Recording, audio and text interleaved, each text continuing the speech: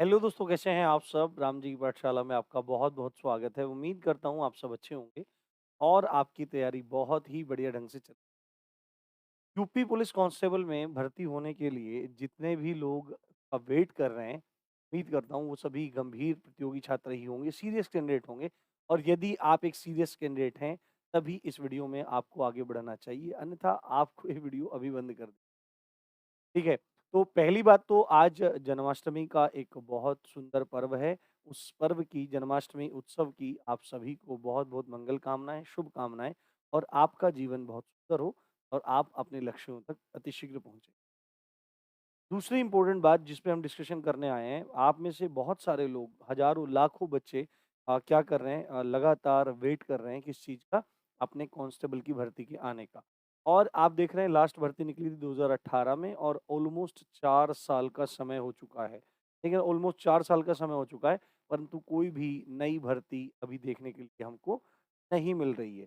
ठीक है, बट इसमें सबसे ज़्यादा दिमाग में क्या चीज़ चल रही है कि नोटिफ़िकेशन कब आएगा, फॉर्म कब से भरे जाएँगे और यूट्यूब पे तमाम वीडियोज़ डेली बेसिस पे ये आती हैं कि भाई अब आने वाला है नोटिफ़िकेशन, तब आने वाला है नोटिफ़िकेशन और उसके बाद नेक्स्ट वीक आपके नोटिफ़िकेशन आ जाएगा, अगले महीने आ जाएगा, ये सब चीज़ें चलती रहती हैं। सच बात बताऊँ मैं आपको इन वीडियो का ना तो कोई औचित्य है, ना ही कोई इनका मतलब वास्ता है। ये केवल अपने मन को बहलाने के लिए तथा बच्चों को भ्रमित करने के लिए ही ऐसी वीडियो बनाई जाती हैं। आज इस वीडियो में हम 3 प्रश्नों पर गंभीर चर्चा करने वाले हैं। एक तो नोटिफ़िकेशन के बारे में, कि नोटिफ़िकेशन की जानकारी क्या है? कब तक ये नोटिफ़िकेशन आ सकता है? दूसरी बात है नोटिफ़िकेशन आ जाए, आज आ जाए, कल आ जाए, परसों आ जाए, अगले महीने आ जाए, अगले हफ्ते आ जाए, कभी भी आ जाए, इस चीज़ से बच्चों को ज़्यादा फ़र्क नहीं पड़ रहा है। फ़र्क एक्चुअली में जिस चीज़ से पड़ रहा है, वो ये है कि नोटिफ़िकेशन जितना लेट होगा, वो ओवरेज हो जाएँगे। इवन हो गए हैं, लाखों बच्चे तो ओवरेज हो गए हैं। ये कोई तरीका नहीं होता है कि 4 साल पहले आप लोगों ने भर्ती निकाली थी, उसके बाद आप अगले चुनाव का वेट कर रहे हैं। यानी कि आप की निगाह में बच्चे जो हैं, वो एक बस वोटर हैं, उनकी फैमिली वाले वोटर हैं, बाकी इन चीज़ से कोई फ़र्क नहीं पड़ता है। 7 तारीख को चुनाव का अंतिम चरण था और 10 तारीख को रिज़ल्ट घोषित हुए थे। तो ऐसी प्रक्रिया भर्तियों के प्रति भी होनी चाहिए। तो नोटिफ़िकेशन की सबसे पहले अगर बात करें नोटिफ़िकेशन कब तक आ जाएगा, तो मैंने थोड़ा ये पता किया था और मैंने पूछा था जो मेरे जानकार हैं, तो लगभग उन्होंने ये बताया था कि भई अगस्त में मतलब अभी कुछ दिन पहले मैंने पता किया था, तो वीडियो बनाना मैंने बिल्कुल ज़रूरी नहीं समझा था क्योंकि किसी भी ठोस जानकारी के बिना वीडियो बना देना और भ्रामक जानकारी दे देना, ये बिल्कुल गलत है। ठीक है, राम जी की पाठशाला एक ऑथेंटिक चैनल है और ऑथेंटिसिटी के साथ में ही चीज़ें आप सबके सामने पेश करता है। तो मैंने अपने जानकारों से जो मित्रगण थे, जो भी थे उनसे पता किया था, उन्होंने बोला था भाई अभी तो मतलब जब 10-15 दिन पहले की बात है, तो बोला कि अभी तो यार कुछ ऐसा कुछ देखने के लिए नहीं मिल रहा है, कि कुछ चहल-पहल हो, ऐसा हो, वैसा हो। बट अगर कुछ होगा, तो वो उन मतलब 10-15 दिन पहले बोला था उन्होंने कि भाई मिड में अगस्त के मिड में कुछ हो सकता है, ये जानकारी नहीं है। परंतु अगस्त के मिड में अभी देखो कुछ भी नहीं हुआ है। अभी नोटिफ़िकेशन क्यों नहीं आ रहा है, इसके प्रमुख कारण क्या हैं? क्योंकि भर्ती बोर्ड अभी बहुत बड़ी भर्ती में उलझा हुआ है, अभी यूपीएसआई की भर्ती अटकी पड़ी है पूरी, ठीक है? इवन आप ये कहिए कि उन्होंने रिज़ल्ट तो दे दिया है, अटकी तो अब क्या कहें, अटकी कहें, कैसा कहें, अटकी कहें, खटकी कहें। बट यूपीएसआई की भर्ती अभी कंप्लीट नहीं हुई है। एएसआई की भर्ती अटकी हुई है, वो कंप्लीट नहीं हुई है और आपके फॉर्म को निकालने से पहले इन लोगों ने एक रेडियो ऑपरेटर का भी फॉर्म निकाल रखा था। वो रेडियो ऑपरेटर के फॉर्म का बच्चा मतलब भर के एग्ज़ाम का बहुत बुरी तरह से वेट कर रहे हैं। इवन 5, 10, 20, 30 तो मतलब मेरे पास रोज़ उसके कमेंट्स आ जाते हैं, सर उसके बारे में बताइए। तो मैं भूल देता हूँ भाई कोई जानकारी नहीं है तो क्या आपको बताया जाए। तो ये मतलब ये 3 प्रमुख कारण हैं कि इनकी वजह से आपकी भर्ती अभी देखने के लिए नहीं मिल दूसरी बात है, एक तो ये कारण हो गया, दूसरा है कि भाई चुनाव कब है? चुनाव है आपका 2024 में, ठीक है?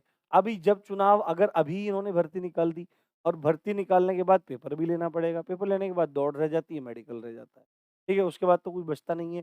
तो अगर अभी ये भर्ती निकल गई, तो क्या होगा? तो होगा क्या कि ये भर्ती आपका क्या होगा 2022 के एंड तक या 23 के स्टार्ट तक कंप्लीट हो जाएगी और लोगों को जॉइनिंग मिल जाएगी, फिर 24 में गिनवाने के लिए सरकार के पास कुछ नहीं रहेगा। सारे के सारे राजनीतिक दल ऐसे ही हैं, उनको केवल और केवल अपना चुनावी फ़ायदा चाहिए। उनका प्रोपेगेंडा भी है, जो भी है एजेंडा जो भी कुछ है उनका चलता रहता है।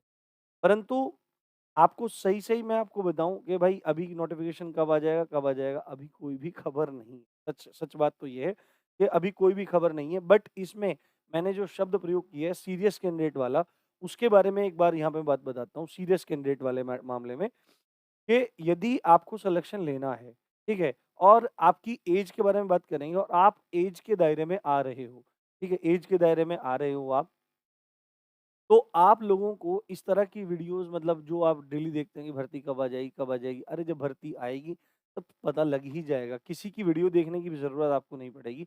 इम्पोर्टेंट क्या चीज़ है कि अभी कॉम्पिटिशन बहुत ज़्यादा हाई हो गया है। मैं आपको एक बात बताता हूँ, मैंने यहाँ पे लिख रखा है, यहाँ पे पॉइंट कि आवश्यक सूचना क्या है कि आपका जो इस समय कॉम्पिटिशन है ना दोस्तों, वो कॉम्पिटिशन आसमान पे है, ठीक है? आसमान पे कॉम्पिटिशन है क्योंकि रोज़गार की बहुत ज़्यादा कमी कोविड के बाद हो गई और बच्चों की तैयारी भी बहुत बढ़िया हो गई है क्योंकि ऑनलाइन सोर्सेज़ बच्चों के पास पहुँच गए हैं, जहाँ पे शिक्षा नहीं पहुँच रही थी, वहाँ पर आज 2-200, 4-400, 5-500, 700, हज़ार रुपए में पूरे कोर्सेज़ पहुँच रहे हैं घर के घर। तो बच्चों की तैयारी तो निश्चित रूप से बेहतर है। दूसरी बात है लास्ट टाइम जब वैकेंसी आई थी तो वो वैकेंसी थी 49,568 कितनी थी?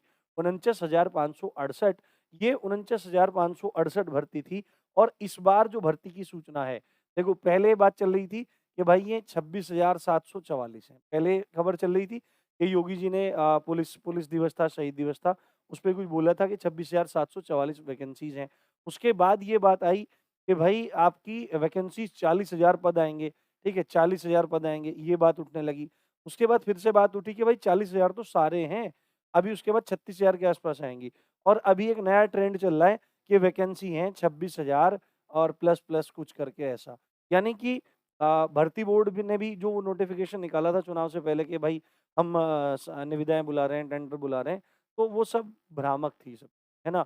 और जो यूट्यूब पे आपको ये सब चीज़ें चल रही हैं कि 26,740 और 40,000 है, 36,000 है, देखो इनका कुछ भी निर्धारण नहीं किया जा सकता बट आपको इस चीज़ के लिए तैयार रहना आवश्यक है कि भाई वैकेंसी पिछली बार जितनी तो नहीं आएँगी। अब मान के चलो अगर आप 26,000 27,000 ये है, आप मोटा-मोटा एक आंकड़ा लेके चलो कि भाई 30,000 के आस-पास भर्ती आ रही है, मान के चलो, ठीक है? अब ये हो सकता है 26,000 भी हो जाएँ, ये 27,000 हो जाएँ, ये 36,000 हो जाएँ या 50,000 हो जाएँ, इनका कुछ भी पता नहीं है, ठीक है? ये डिपेंड करता है गवर्नमेंट पे, ये डिपेंड करता है भर्ती बोर्ड पर कि वो कितनी वैकेंसी निकालेगा। बट आप फिर भी देखिए कि यहाँ से फिर भी वैकेंसी कम है और कॉम्पिटिशन ज़्यादा है।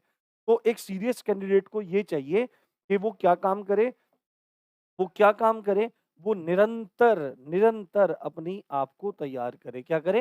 निरंतर अपने आप को तैयार करे, निरंतर तैयार करे। आपके आपके 4 सब्जेक्ट्स हैं। सबसे पहला है आपका गणित, ठीक है? दूसरा है आपका जीएस, ये है आपका दूसरा जीएस। तीसरा है आपका हिंदी, ठीक है? तीसरा है आपका हिंदी और चौथा है आपका रीज़निंग, चौथा है आपका रीज़निंग, ठीक है? अब देखो ये चीज़ है, अब आप इनको कहीं से पढ़ सकते हैं। बुक्स मैं भी इनके बारे में अब आपको अपडेट देनी शुरू करूँगा। पिछले पेपर के जो आपके एग्ज़ाम्स हुए हैं, जो आपके एग्ज़ाम हुए हैं, पिछले पेपर हुए हैं, उनका सब्जेक्ट वाइज़ एनालिसिस करेंगे, कहाँ से क्या चीज़ पूछा, लेवल क्या है, क्या चीज़ है, सब चीज़ का एनालिसिस करेंगे, आपको दिखाएँगे। तो देखो पहली बात तो क्या आप तैयारी भी कर सकते हो। राम जी की पाठशाला बिल्कुल फ्री में तैयारी करवाएगा आपको और कराता भी है, ठीक है? बहुत सारी चीज़ें आपने देखी भी होंगी। यूपीएसआई में भी बहुत राम जी की पाठशाला ने बच्चों को सहयोग किया, परंतु जो बाद में खिचड़ी पक गई ना उसकी वज़ह से बहुत चीज़ें खराब हो गई हैं। ठीक है? तो उन चीज़ों की आप ज़्यादा चिंता ना कीजिए। आप इस चीज़ पे ध्यान रखिए कि आप कैसे बेटर बनेंगे। तो मैथ्स की क्लास अंकित सर ले रहे हैं, ठीक है? वो भी भाई बिल्कुल निःशुल्क पढ़ा रहे हैं, जिससे आप ज़्यादा से ज़्यादा बच्चों का भला हो। उनकी प्लेलिस्ट का लिंक मैं यहाँ पे ऊपर दे दूँगा, आप देखिए। बहुत सिंपल आप अगर आपने आज से पहले मैथ नहीं पढ़ा है, तो आप आराम से मैथ वहाँ से कर सकते हैं और बहुत अच्छे से आप मैथ कर सकते हैं। आपको ज़रा-सी प्रॉब्लम नहीं आएगी। ज़ीरो टू हीरो लेवल वो आपको लेके जाएँगे। दूसरी बात है जीएस के बारे में और हिंदी के बारे में, ये क्लासेस मैं लेता हूँ, ठीक है? ये मैं लिख देता हूँ यहाँ पे मैं, ये हिंदी और जीएस। यदि आप हिंदी करेंगे ना, तो जब मैं हिंदी पढ़ाऊँगा तो आपका एक भी प्रश्न गलत नहीं होगा। इसमें हम लोग व्याकरण भी पढ़ेंगे और इसमें हम साहित्य भी पढ़ेंगे। साथ में जीएस को भी मैं टॉपिक वाइज़ अब शुरू करने वाला हूँ, ठीक है? आपको लगता है कि मैंने 1-2 बार पहले भी बोला है कि शुरू करेंगे, बट दोस्तों क्या रहता है ना कि ये सब चीज़ सिस्टम है, ये सब हमको कृपा पे मिला हुआ है, ठीक है? ये मतलब किसी ने हमको दिया है, इतना रुपया पैसा हमारे पास नहीं था कि भाई ये पूरा सिस्टम हम लगा पाते। और अभी टेक्निकल प्रॉब्लम एक छोटी-सी प्रॉब्लम रह गई है वो ये प्रॉब्लम रह गई है कि हमारे पास जो सिस्टम है जिससे चलता है, उसमें थोड़ा इश्यू आ रहा है। तो अगर मैं क्लास शुरू कर दूँ और फिर आपके वो वीडियोज़ रेगुलर ना पहुँच पाएँ तो वो चीज़ें खराब लगती हैं। तो एक बार इनका निस्तारण हो जाए, तो वो सब चीज़ें आपके लिए हो जाएँगी। इवन हिंदी की वीडियोज़ मैंने डाल रखी हैं, आप जाइए देखिए आपको अच्छा लगेगा। और रीज़निंग में क्या है, रीज़निंग का भी देखेंगे, यदि संभव होगा तो अंकित सर ही आपको रीज़निंग उसमें पढ़ाएँगे कांस्टेबल में। तो पूरा का पूरा कोर्स आपको निःशुल्क रूप से यहाँ पर मिल जाएगा। तो एक तो ये बात रही, ठीक है? तो आपको अच्छे से तैयारी करनी है, फालतू के चक्करों में नहीं पड़ना है, क्योंकि अगर आप यही चीज़ें देखते रहोगे, तो फाइनली आपका नोटिफ़िकेशन भी एक दिन आ जाएगा, पेपर भी हो जाएगा, फाइनली हाथ क्या लगेगा, सिलेक्शन नहीं हुआ और फिर से ज़िंदगी वहीं की, ठीक है? अब एक बात हाँ, एक बात पे बात कर लेते हैं, वो है ऐज की, ठीक है? ऐज की बात कर लेते हैं। देखो लास्ट भर्ती जो आई थी, वो 2018 में आई थी, ये 49,568 वाली। और अगर बात करें ऐज की, तो जनरल कैटेगरी में बात करें जिसको अनरिज़र्व्ड कहते हैं, उसमें आयु सीमा इन लोगों ने रख रखी है 18 से 22। कितनी रख रखी है? 18 से 22 इन्होंने रख रखी है। अब और आगे की बात करने से पहले एक बात बताता हूँ, ये 18 से 22 कब से काउंट करने का है इनका? देखो इन्होंने क्या काम किया था कि जो आपका नोटिफ़िकेशन इन्होंने निकाला था, नोटिस निकाला था चुनाव से पहले जनवरी के आसपास 9, 10 11, 12 के आसपास जनवरी में निकाला था। उस जनवरी में निकालने के बाद इन्होंने ये बोला था कि यूपी पुलिस भर्ती 2021 क्या निकाला था? कि यूपी पुलिस भर्ती 2021। अब ये 2021 की भर्ती के बारे में इन्होंने बोल दिया है। तो यहाँ पर बच्चों को भ्रम हो गया है कि भाई जो नेक्स्ट भर्ती आएगी उसमें ऐज कब से काउंट करेगा ये? इतना तो सबको पता है कि लोग जुलाई से काउंट करते हैं, है ना? जुलाई से काउंट करते हैं, चाहे भर्तियाँ साल के किसी महीने में निकालें, पर ये 1 जुलाई से काउंट करते हैं उस साल की। तो इतना तो पता ही है कि जुलाई से ऐज काउंट होगी, बट ये काउंट कब से होगी? 2021 से होगी या इस साल भर्ती आएगी 2022 से होगी? तो मैं आपको एक बात स्पष्ट बता देता हूँ, जहाँ तक चांसेस हैं 2021 से ऐज काउंट करना है, कोई भी मतलब नहीं है। क्योंकि इन्होंने एज रिलैक्सेशन अभी लास्ट वाली भर्तियों में बिल्कुल भी नहीं दिया था। ठीक है, एज रिलैक्सेशन बिल्कुल नहीं दिया था। एक बात यहाँ पे बात करें अगर इसकी गणना का आपका देखें, जहाँ तक चांसेस हैं कि 22 से ही गणना करेंगे और अगर ये भर्ती बहुत ज़्यादा लेट कर गए, अगर 23 में ले गए, जनवरी में ले गए, फरवरी में ले गए, कभी भी ले गए ये भर्ती, तो फिर ये 23 से काउंट करेंगे। ये बात इस चीज़ के लिए आप मेंटली प्रिपेयर रहना आपको ज़रूरी है, ठीक है? बट ऐसा नहीं है कि आपको तैयारी नहीं करनी है, तैयारी आपको करते रहना। अब देखो जनरल के लिए 18 से 22 है, ये बहुत ही मतलब एक अजीब-सी बात है कि दिल्ली पुलिस में भी जहाँ 18 से 21 होता था, वहाँ भी अब बढ़ा करके कुछ समय बढ़ा दिया गया है। अब वो क्लियरली मेरे को सही में अभी पता याद नहीं आ रहा है, शायद वो 18 से 23 है या 25 है, वो सही में मेरे को नहीं पता है, आपको पता होगा तो आप रखिए, आप देख सकते हैं, ठीक है? और भी मतलब जीडी में भी मतलब इसी तरह से ऐज है 18 से 23 के आसपास उसमें ऐज है। तो इसमें कौन-सा आप कमांडो भर्ती कर रहे हो कि आप 18 से 22 ऐज रख रहे हो? तो ये हो सकता है इसको 2-3 साल इनको एक्सटेंड ज़रूर करना चाहिए और बाकी जो आपका बचता है ओबीसी बच जाता है, एससी बच जाता है, एससी बच जाता है और आपका एसटी बच जाता है ना? एसटी बच जाता है। ये सब जो हैं इनको 5 ईयर का रिलैक्सेशन मिलता है और 5 ईयर का रिलैक्सेशन मिलने की वजह से इनकी 18 से कितनी हो जाती है 27 हो जाती है। तो बच्चों के लिए अब देखो जो वेट कर रहे हैं, सबसे ज़्यादा प्रॉब्लम तो इधर ही है, ठीक है? बच्चा जो मतलब इधर अनरिज़र्व्ड कैटेगरी में फ़ॉल कर रहा है, उसके लिए प्रॉब्लम है। बट ऐसा नहीं है कि यहाँ भी प्रॉब्लम नहीं है, बच्चा यहाँ भी वेट कर रहा है। क्योंकि जो रिज़र्वेशन जैसा ये मुद्दा है, ये है कि भाई लोगों का भला हो, बहुत जो पिछड़े हुए क्षेत्र हैं, है ना? वहाँ पे लोगों को अवेयरनेस नहीं होती है, तो फिर भी उनकी स्थिति इनके समान ही जैसी बनी रहती है। तो ऐज का मुद्दा ये है, अगर छूट की बात करें कि ऐज रिलैक्सेशन में छूट मिलेगी, तो भाई इनका कुछ नहीं पता है। वैसे चांसेस लग रहे हैं क्योंकि इन्होंने अग्निवीर में 2 साल की छूट दी है। अगर नहीं होगा तो थोड़ा प्रयास करेंगे ही, देखेंगे भाई।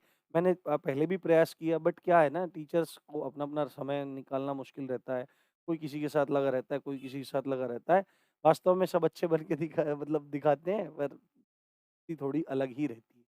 तो उम्मीद करता हूँ आपको अपडेट पसंद आई होगी, सारी बात समझ में आई होंगी। इसी अच्छी बात के साथ आप देख रहे थे राम जी की पाठशाला। मैं हूँ राम भारद्वाज। जय हिंद,